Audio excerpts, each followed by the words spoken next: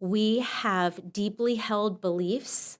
We're believing lies, but it feels so true to our story and the place we find ourselves that we feel so alone. No one is going to come and save me. No one is going to come and help me. No one is going to come and join me. I have to shoulder this alone. No one else is going to understand me. You'll be ostracized. Right. Right. And like you said, with it, the shame comes rushing in. So I think that is a very real experience of every single one of us, if we're honest. And that's the message that our hearts desperately need to hear. You are not alone in that.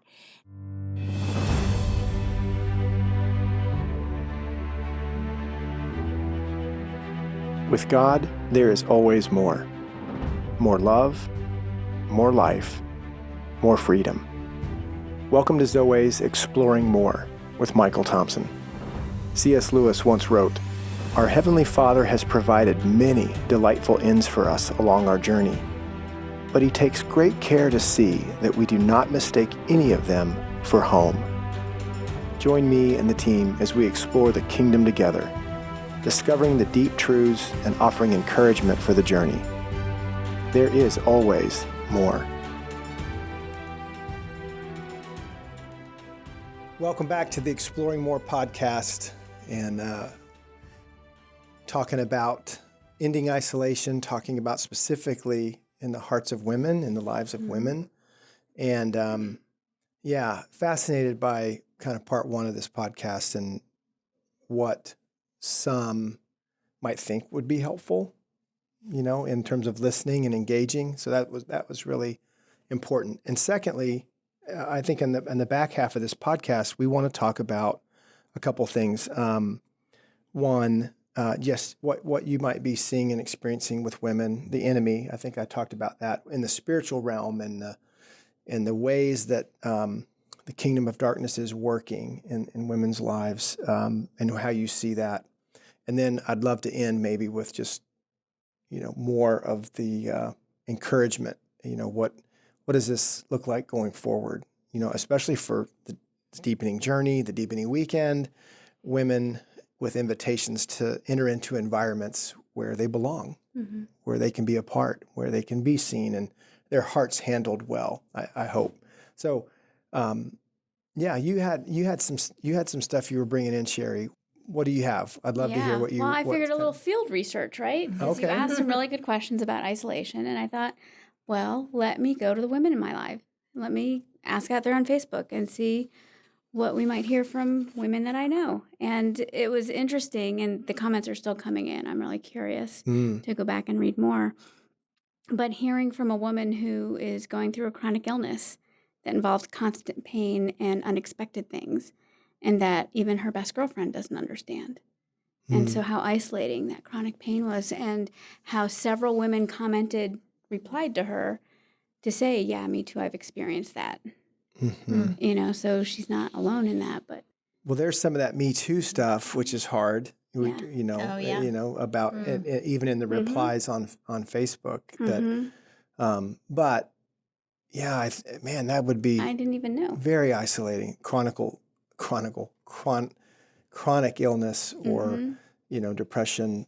Yeah, we just heard from a man who he had stepped away from some of the circles of Zoweh because he felt ashamed that he couldn't perform in the way of just engaging. It was almost just the opposite of what you hope our redemptive communities are offering. But that's how powerful some of this stuff can feel, pulling you from the very thing that you would need a courageous step and a vulnerable moment to share. But field research, that's amazing. Yeah. What else? I love what one woman simply wrote, fear of rejection of me.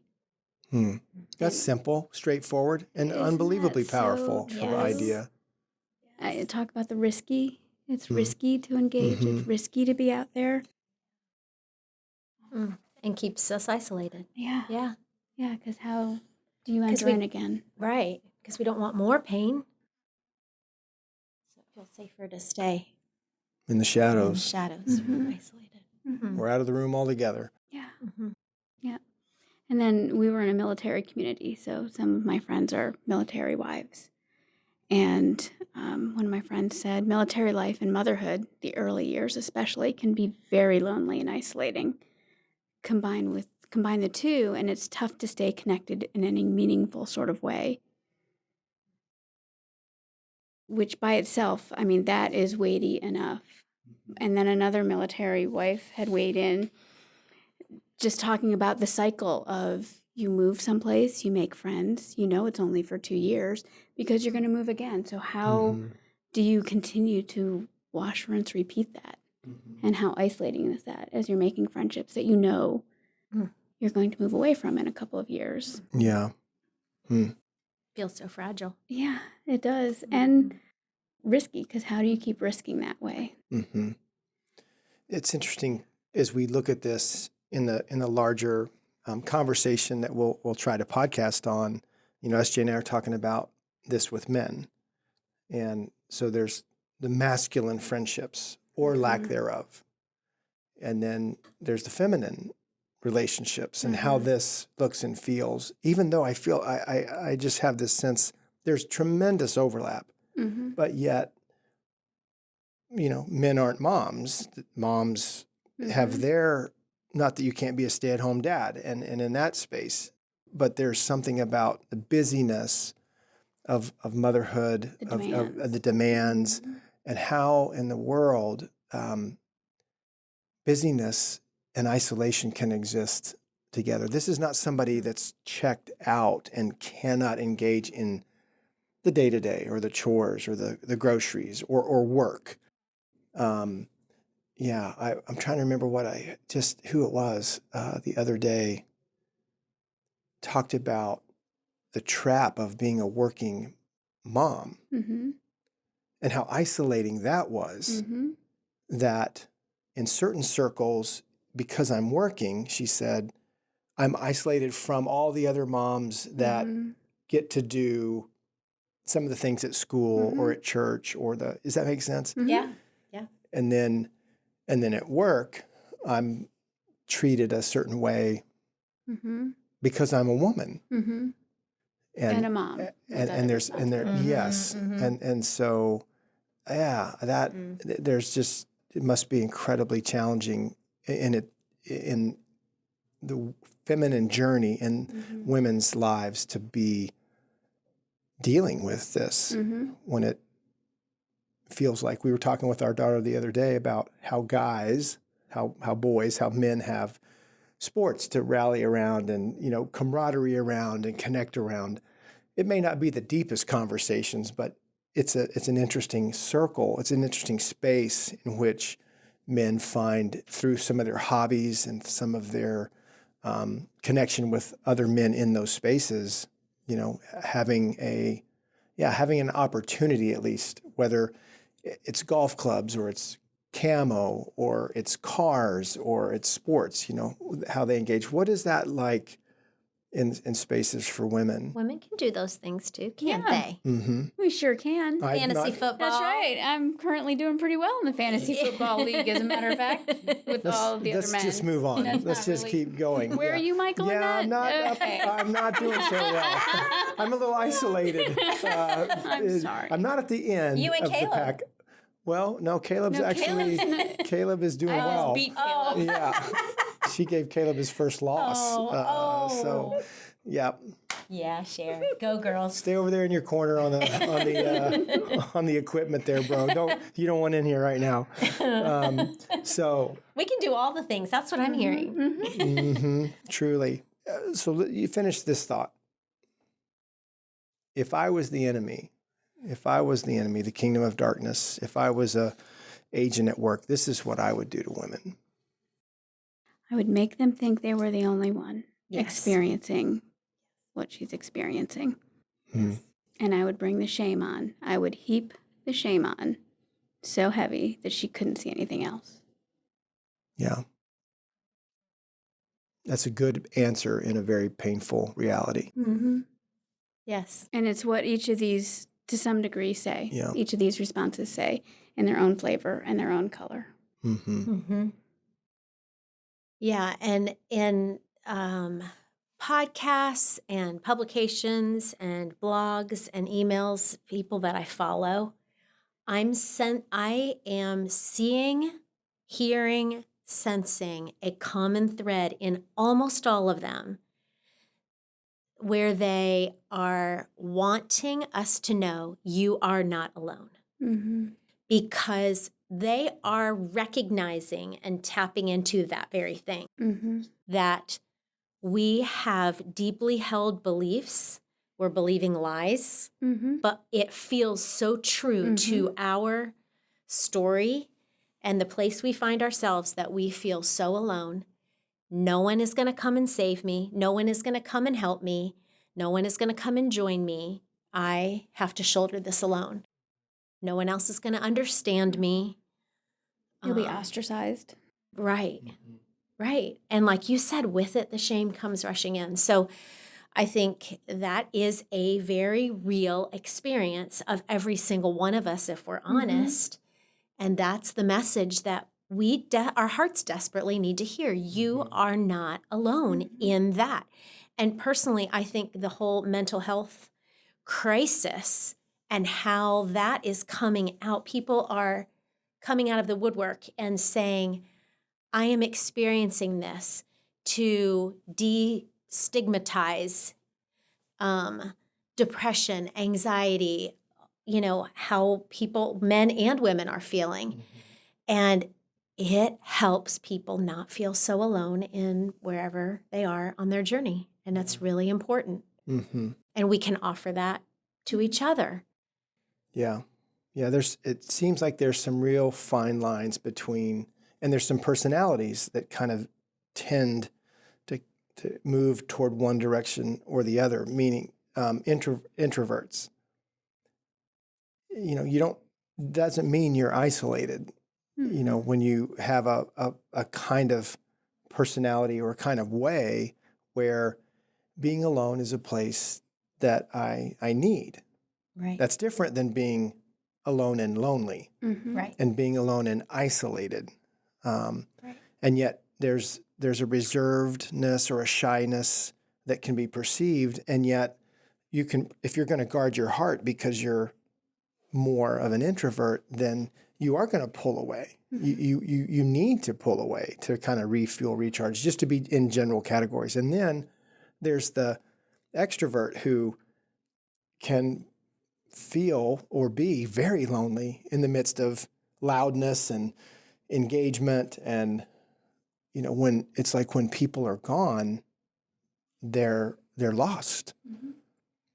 So when you think about the enemy, or when we put this lens on top of it to see, you mentioned shame, guilt. What other things have you?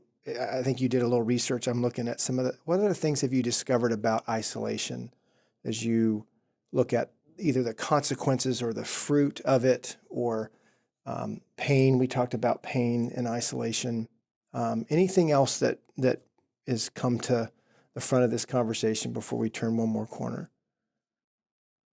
in describing it or defining it, or getting our eyes on it?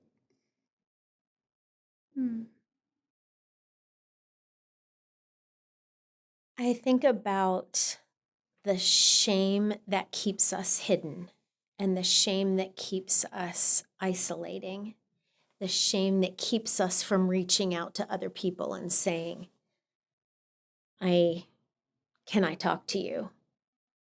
And how when we risk and invite putting that out into the light and being seen, the good that can come from that, and the healing that can come from that, the relationship that can come from that. And yet, so we were talking earlier, we were made for that relationship and meaningful connection and knowing and being known and healthy attachment.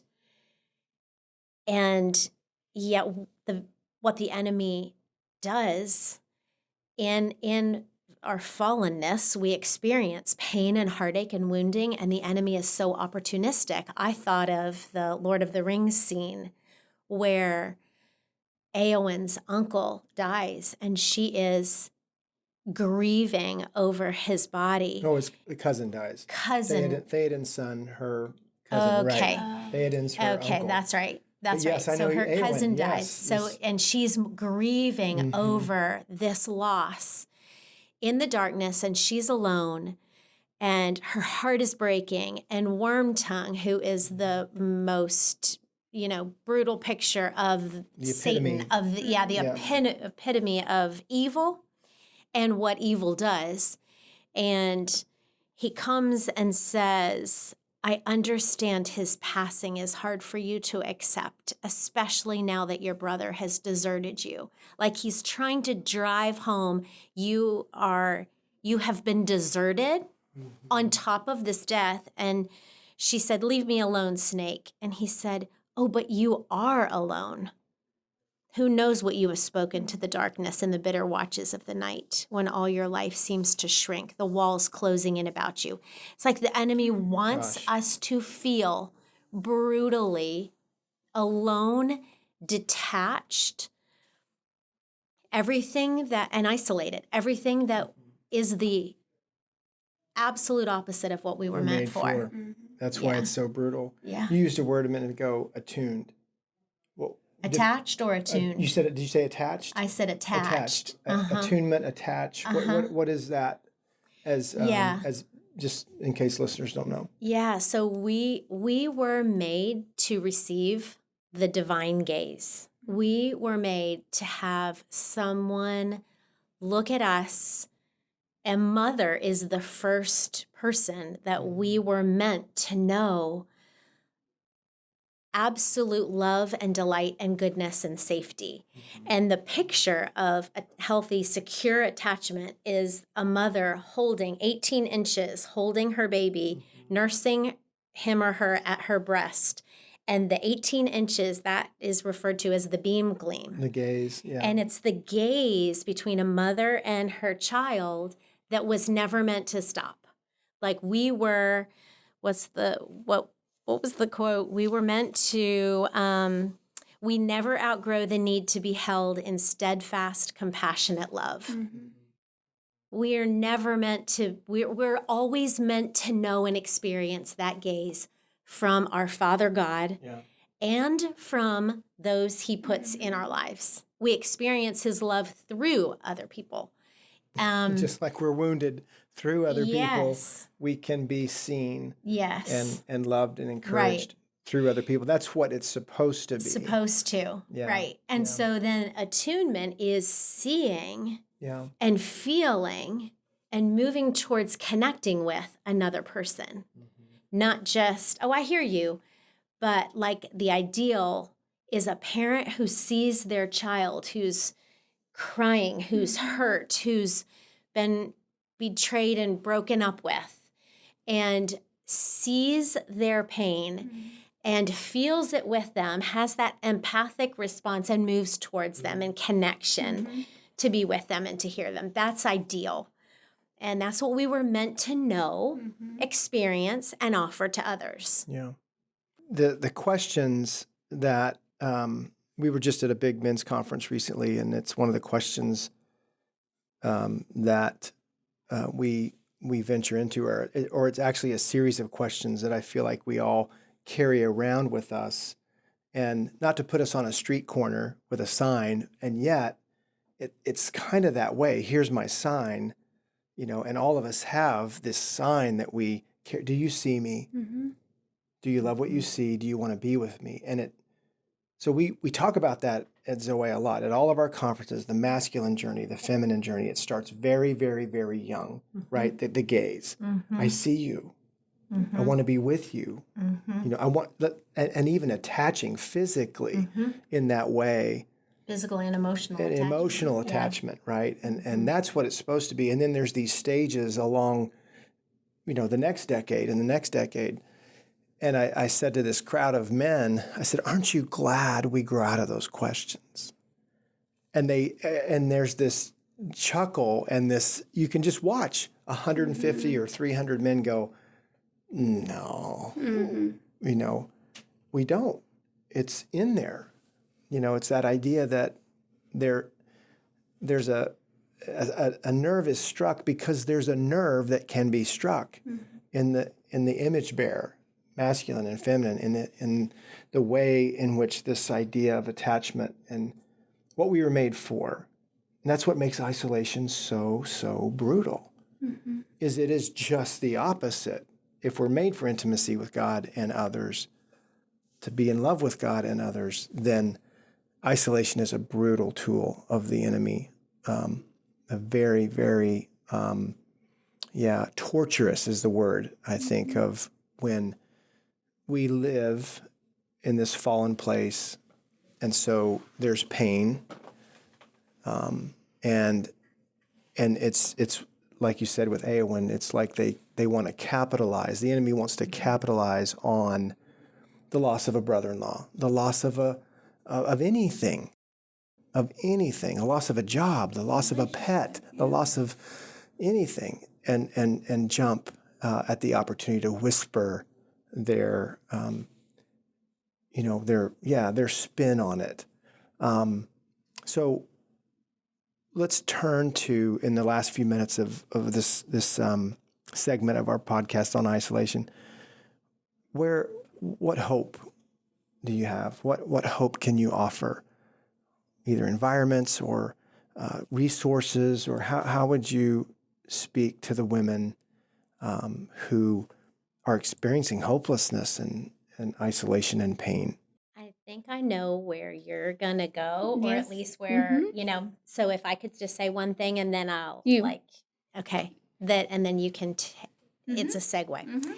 So I think if I were listening to this, I would feel like, okay, I didn't have a mom that looked at me with that gaze and that loved me in that way that I meant to be loved. I didn't have a dad, or I didn't have relationships where I got that. All I so have is a I'm trail screwed. of brokenness. Right. Yeah. And so what I think the beautiful invitation for each one of us, for me in an ongoing way, is for healing of my broken heart and of the places in my story where I did not know secure attachment, where I did not know love. I asked my oldest daughter, our oldest daughter, the other day, what is it? Almost like I forgot. I was like, well, how do you heal from insecure attachment? And she said, secure attachment. Like, duh. but truly, okay, what does that look like? God, how do I engage my story in a way and with someone who can help me walk in that? And God, would you bring healing to the places in my life where I have not known your love and intimacy and connection and belonging and that healthy attachment, that loving gaze?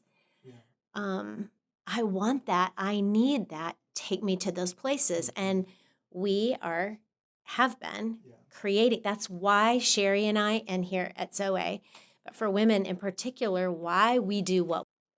Tell us about what we do and what we offer, Sherry. Tell them about what we offer so beautifully. Yeah. And it's what we're growing in and learning in every day, too.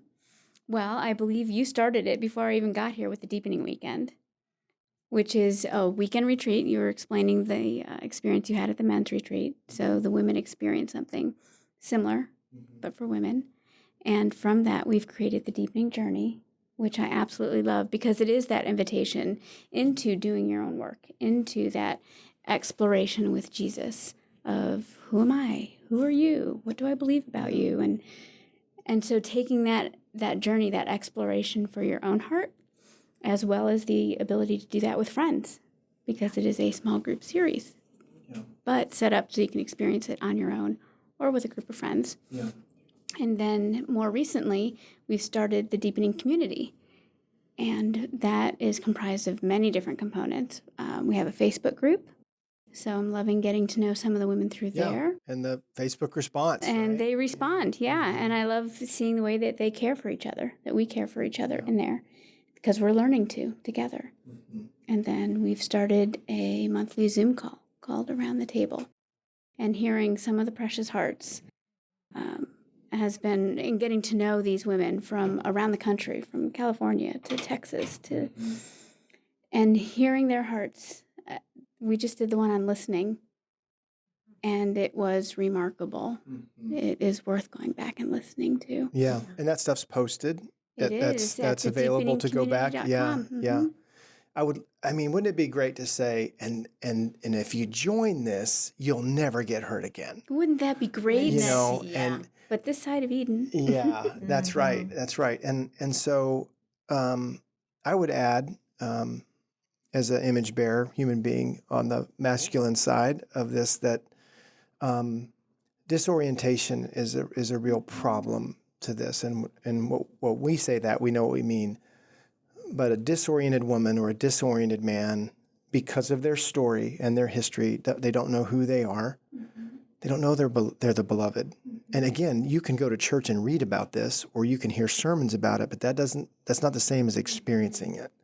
They don't know who they are. They're not experiencing who they are. And they don't know where they are.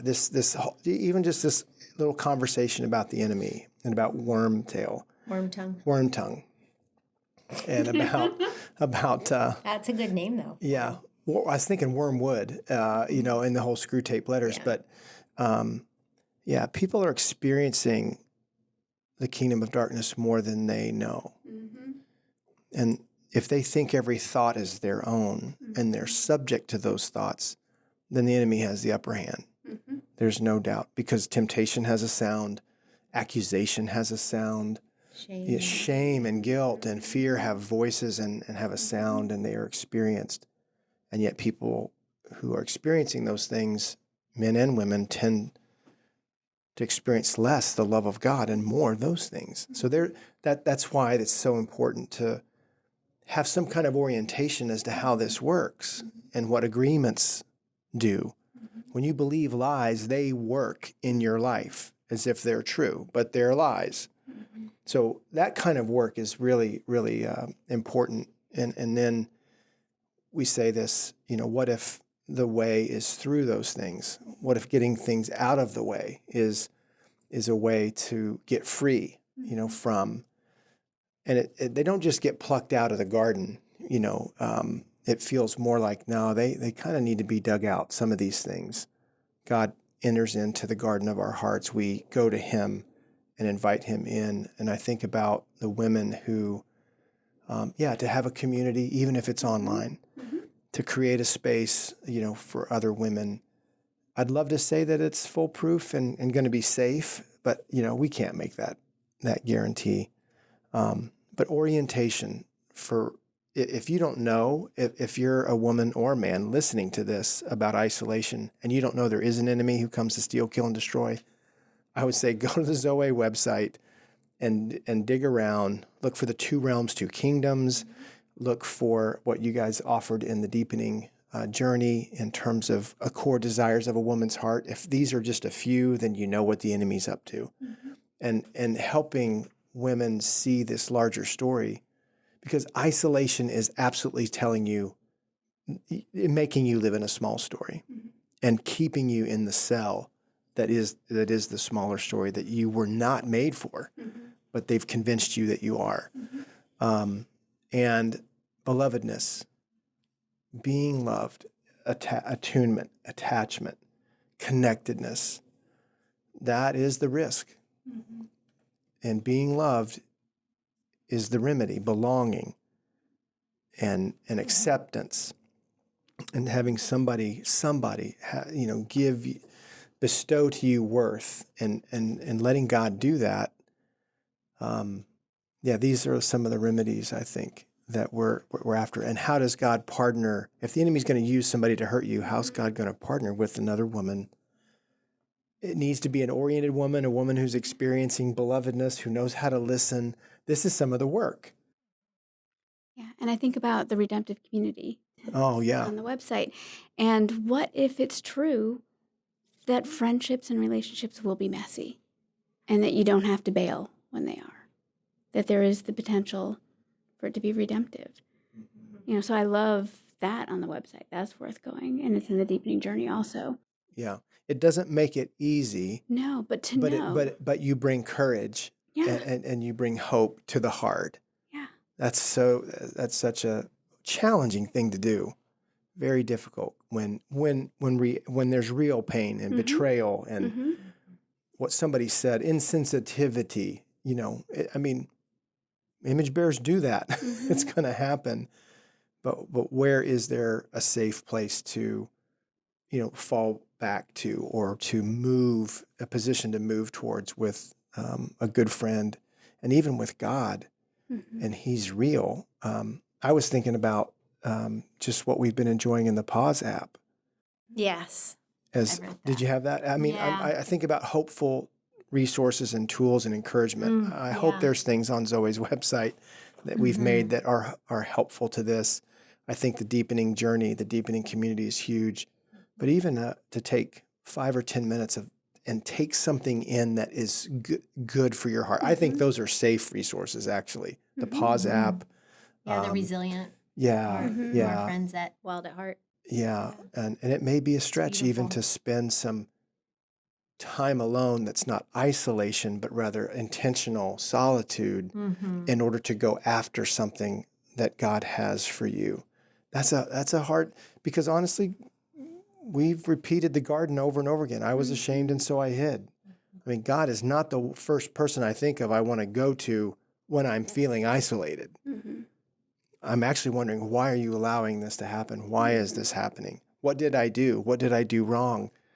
So some of that honesty and some of that crying out to God and having it out with God might be the beginning of, a new day, another day where, I think of all the times I haven't been honest with God, as if He doesn't know.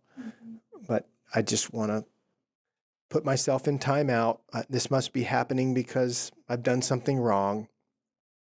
And that's a very naive and ignorant way to see the larger story. No, you didn't do anything wrong, little one. That's this person's wrongdoing.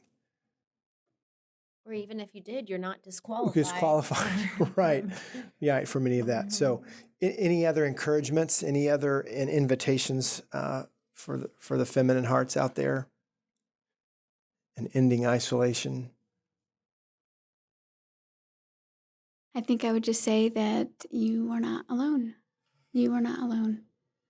And although we may not have the words, we will be with you in it if you want to share with us. Yeah. Agreed. Yeah. Agreed. So if you're hearing this, or somebody's forwarded this to you and you want to take the ladies up on their offer, it's Zoweh.org/exploring more podcast. And send us an email, shoot your flare in the air, and give us a chance to respond. Or to go directly to the women's stuff would be the deepeningcommunity.com. As simple as that. And our email addresses are right there. Yeah, that would be great. Yeah, we invite you to do that. So thank you guys for sharing your hearts in what feels like a bit of an unexhaustible conversation about isolation and yet the ending of isolation. What would that look like if there were places people could go and belong? Find acceptance, not perfect places, but places that really are committed. Our allies, the deepening community, the Zoweh community. We're hopeful. We're hopeful that we can bring another chair, widen the circle, and care for you. So till next time on the Exploring More podcast. We hope you have enjoyed this episode of Exploring More. The landing page for this podcast is Zoweh.org/podcast. That's ZOWEH.org/podcast, where you can find the show notes and various platforms to which we broadcast. You can also find us and the Life of More by visiting Zoweh on YouVersion Bible app, Right Now Media, our Facebook page, and Zoweh on Instagram and Twitter. Remember, with God there is always more, and you were made for more.